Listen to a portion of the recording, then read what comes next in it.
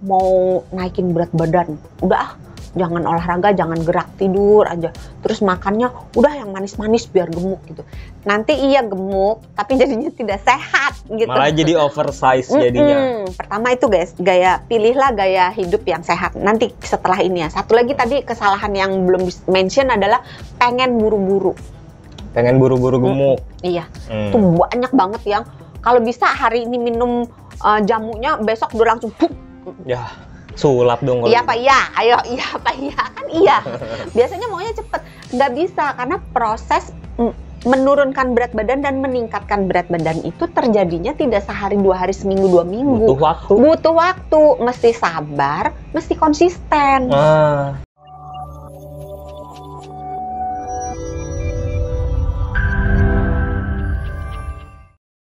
Banyak orang yang mikir kalau makan junk food itu adalah cara instan supaya orang bisa gemuk. Salah nggak? Enggak sih. Hah, bener? Enggak. Oke, kita makan junk food habis ini sih. Kan nanyanya kan cara instan ya, bukan cara sehat kan? Oh, iya, tadi bener. coba diulang pertanyaannya. Aduh, lupa. Dok, banyak orang yang bilang kalau cara instan untuk meningkatkan berat badan itu adalah dengan makan junk food. Kan ngomongnya gitu. Atau justru jadi pantangan? Iya. Gimana sih nih Dokter Santi nih maunya? Kalau cara instan iya. Iya. Tapi itu nanti kemudian hari akan berbalik memukul kita. Karena akan mengganggu kesehatan kita. Mukul. Aduh, Kan, aku dipukul. aku jangkut, aku mukul. Iya, jadi nanti bisa kena penyakit jantung, bisa kena kegemukan, bisa kena diabetes, kolesterolnya naik, bisa stroke, macam-macam, darah tinggi. Aduh, serem sekali. Iya, jadi bukan berarti segala sesuatu yang instan itu kemudian menjadi sehat dan abadi sampai tua gitu. Gimana caranya alami buat naikin berat badan? Tidur harus cukup. Tidur harus cukup. Olahraga kalau bisa porsinya itu diperbanyak di bagian yang anaerobik. Anaerobik itu apa? Yang push up, sit up, ngeplank, yang menggunakan beban. Bebannya itu boleh badan sendiri, kayak tadi beban sit hidup? up. Boleh juga sih, tapi ntar jadi makin, ya itu kembali lagi kalau beban hidupnya terlalu besar kan orangnya stres. Kalau stres kan bisa kurus bisa gemuk. Bener pinter deh, pantas jadi dokter. Tapi nggak sehat ya. Tidur Jangan cukup. lupa kalau Mas Sony yang stres diikutin, karena dia kalau stres buang duit. Masih inget aja. Pungutin duitnya. Tadi apalagi tidur cukup, terus tidur 2 cukup, olahraga. Oh, iya, olahraganya banyakin di mengangkat beban ya. Iya, Bebannya bisa dari diri sendiri, bisa dari beban yang dari luar, misalnya kayak barbel atau apa kettlebell yang tahu. Bahasa Indonesianya apa tuh? Iya, yang Bola kayak kettle, batu gitu kan. yang kayak batu gitu ya. Atau pakai yang kayak di gym itu yang ada lingkaran-lingkarannya, atau ada yang kalau diangkat kan ada bilah-bilah kehidupan. Yang kayak gitu boleh. Atau pakai resistant band. Resistant band itu kayak semacam sabuk. Karet. Iya, sabuk karet gitu. Yang kalau ditarik melar. Enggak, ditarik. Tarik begini. Nanti editor tolong edit ya. Ya. Begini. Nah, harus ada ya. Nanti dagangannya muncul kok di sini. Kita nggak dagang ya. Tahu kan? Iya. Nah, kalau misalnya, dokter mahal, ya udah pakai aja misalnya bebannya itu pakai bikin sendiri, misalnya dari botol minuman misalnya, walaupun tidak benar-benar aman karena kan untuk dipegangnya menjadi tidak ergonomis kan, tapi bisa menjadi salah satu pilihan. Atau pakai badan sendiri tadi. Nah, kalau yang resistant band bisa bikin pakai apa? Pakai itu numpang di tukang tambel ban tuh. Minta. Tapi beneran fungsinya sama soalnya. Atau ada juga yang ada kayak per gitu. Pernah lihat nggak kalau zaman dulu kan orang suka narik per gitu kan. Nah itu. Oke. Selain olahraga sama tidur, apa lagi cara alami untuk naikin berat badan?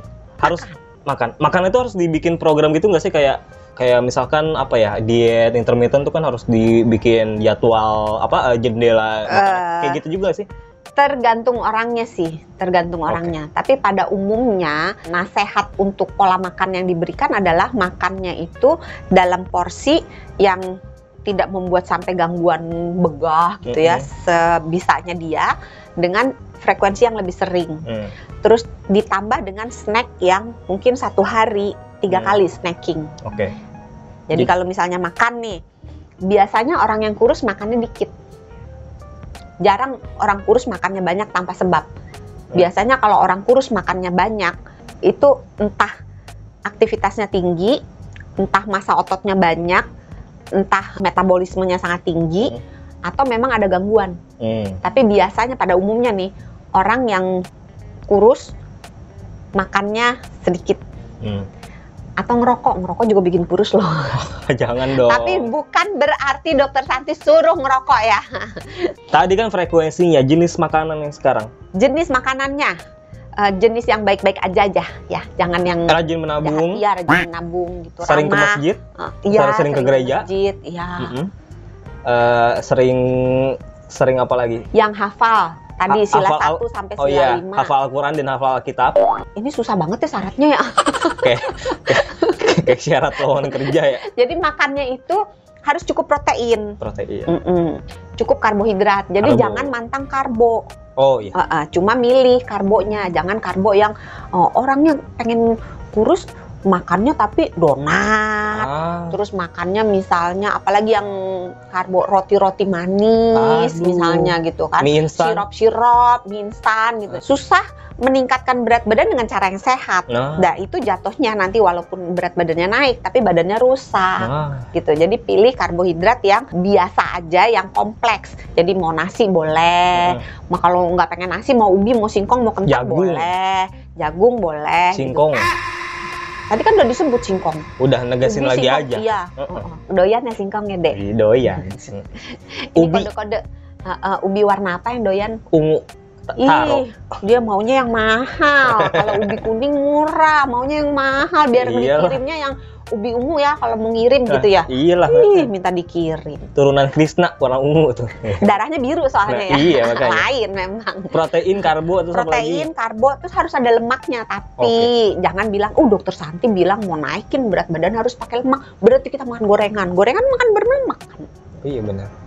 Kalau nggak makan gaji, kan kalau makan sate kambing. Oh iya. Daging, gaji, daging.